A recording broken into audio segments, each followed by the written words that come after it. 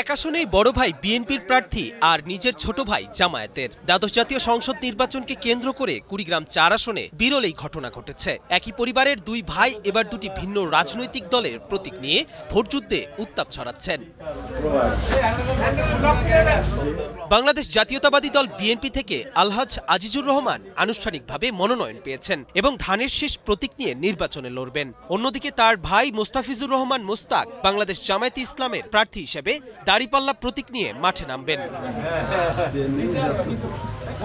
BNP জামায়াতের ঐতিহ্যগত vote ভিত্তি থাকা এ আসনটিতে একই পরিবারে দুই রাজনৈতিক দলের মনোনয়ন নতুন মাত্রা যোগ করেছে নির্বাচনের সমীকরণে। তবে সাধারণ ভোটাররা বলছেন, রাজনৈতিক প্রতিযোগিতা গণতন্ত্রের অংশ এবং শেষ পর্যন্ত যোগ্য প্রার্থী জনগণের রায় পাবেন।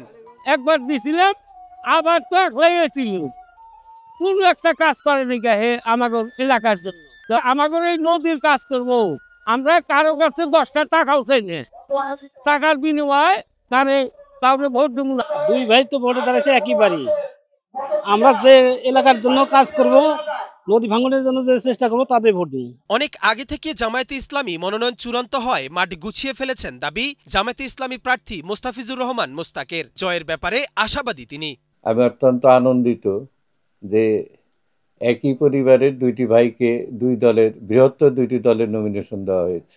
এখানে মানুষের যে গণজোয়ার সৃষ্টি হয়েছে, হাটে বাজারে মাঠে ঘাটে রিক্সাওয়ালা সাধারণ মানুষের ভিতরে যে গণজোয়ার সৃষ্টি হয়েছে, এটি যদি অব্যাহত থাকে ইনশাল্লাহ আমরা, বিশেষ করে আমি বাংলাদেশ জামাত ইসলামীর পক্ষে থেকে দাঁড়িপাল্লায় বিজয়ী হব ইনশাল্লাহ। পদ্মা সেতু, মেট্রো রেল এবং এলিভেটেড এক্সপ্রেসওয়ে নির্মাণের গর্বিত অংশীদার বসুন্ধরা সিমেন্ট। অন্যদিকে জামায়াতে ইসলামীর প্রার্থী নিজের ভাই হলেও এ আসনে বিএনপি জিতবে এমন আশাবাদী বিএনপির মনোনীত প্রার্থী আজিজুর রহমান।